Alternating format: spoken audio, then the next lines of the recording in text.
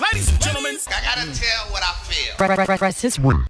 All right. Nick Cannon lost his job for making some comments about basically how this country was founded, the perception of some white people. And I think part of the problem with Nick is that Nick made a blanket statement. Here's a little piece of what he said. I speak of the melanated people. Right. They had to be savages. They had to be barbaric. So they're acting as animals. Right. So they're the ones that are actually closer to animals. Had he not made that a blanket statement, then, because there's not a whole lot factually wrong with what he said. Now, I don't want to lose my job for my opinion, but I think the mistake was when he said it's almost everybody. Like all white people that didn't have that melanin in their skin were barbarians. Well, a lot of them were, and most of them were from Spain. You know, in our books, we were taught all about Christopher Columbus. We actually have Christopher Columbus Day.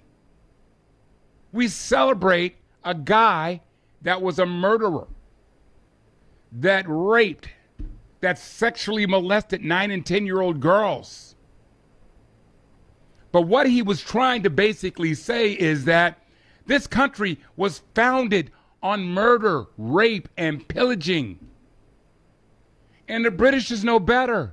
The Queen of England is the queen because her family had a history of raping, murdering, and pillaging. That's according to a lot of sources. But Columbus took the cake. He beheaded Native Americans. He'd have them go out and steal, and if they came back with nothing, he'd chop their hands off. He was the definition of being a barbarian. So Nick can speak his mind. He can lose his job. But if we teach the real history of what happened, don't be sensitive to the real facts. But I'm not going to make a blatant statement and say, well, all white people are like this. But a lot were. And hence we have generational wealth and power. Slavery was perfected by Christopher Columbus. So I understand what Nick was saying.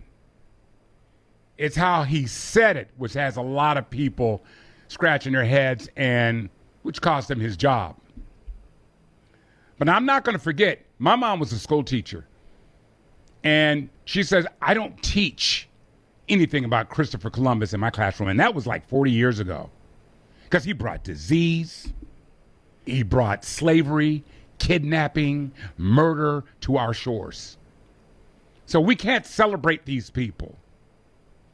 But I understand what Nick was trying to do. And I hope this doesn't silence him because knowledge is power. It really is. That's my rant.